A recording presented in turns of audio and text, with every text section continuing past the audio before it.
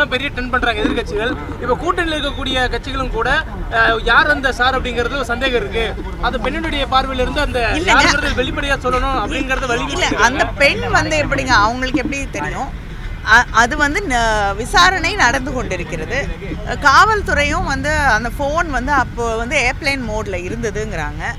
விசாரித்து கொண்டிருக்கிறார்கள். விசாரணையிலே அது வெளிப்படலாம் அல்லது அப்படின்னு ஒரு நபர் இல்லை என்றும் தெரிய வரலாம். நான் சொல்லலைங்க. அது பிஜேபியில் வந்து வழக்கமாக வந்து நிர்பயா வழக்கில் கூட வந்து அண்ணான்னு சொல்லியிருந்தா விட்டுருப்பாங்கன்னு சில பேர் சொன்னாங்க. அதை நான் சொல்றேன். நான் ஏன் வந்து சொல்ல போறேன்? நீதிமன்றமே இது வந்து அரசியலாக்கப்படுகிறது அப்படின்னு சொல்லிட்டு சொல்லி காட்டியிருக்காங்க. நிச்சயமாக அரசியலாக்கப்படுகிறது. நடவடிக்கை எடுத்த பிறகு போராட கூடிய ஒரு சூழல் இருக்கும் பொழுது எதிர்கட்சி அதை கையில் எடுத்துக்கொண்டு அரசியலாக்கத்தான் பார்க்கிறார்கள். வந்து எஃப்ஐஆர் லீக் கூட வந்து கொஞ்ச நாள் வரைக்கும் பிஜேபி பேசிட்டு இருந்தது. அதுக்கப்புறம் இல்லை. ஆனால் அந்த தலைவர்களே அது அவங்களோட ட்விட்டர் பக்கத்துலேயும் வெளியிட்டார்கள். அது மிக தவறான ஒன்று. ஆனால் அதற்கு காரணம் தமிழ்நாடு அரசு இல்லை. அந்த நேஷ்னல் இன்வெஸ்டிகேஷன் பியூரோக்கு கீழே வரக்கூடிய என்ஐசிலேயே வந்து அங்கே இருக்கக்கூடிய டெக்னிக்கல் ஃபால்ட்.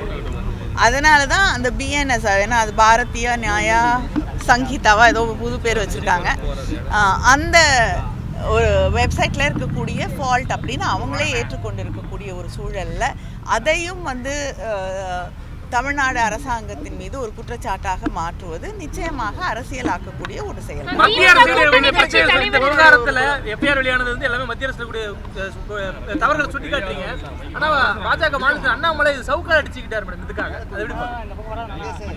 என்னங்க சொல்ல முடியும் அதுக்கு? குஷ்பு வந்து ஆடுகள் அடைக்கக்கூடிய இடத்துல நேற்று மதுரையில் அடிச்சிட்டாங்க அப்படின்னு சொல்றாங்க. எதனால மேடம் அது மாதிரி தவறா? எனக்கு ஆடுகள் அடைக்கக்கூடிய இடத்துல ஆடுகளை விட்டுட்டு ஏன் மனுஷங்களை அடைக்க போறாங்க? போராட்டங்களை கைது செய்த போது தற்காலிக தடுப்பு கைதில் வைக்கும்போது அவங்களை ஒரு ஆட்டு மந்தை கூட்டத்தில் வைத்ததான் குற்றச்சாட்டு சொல்றாங்க பாஜக. ஆட்டு மந்தை கூட்டத்தில் வச்சிருக்காங்களா? அது அவங்களோட சாய்ஸ். நம்ம என்ன பண்ண முடியும்? அங்க போய் அவங்க சேர்ந்திருக்காங்க.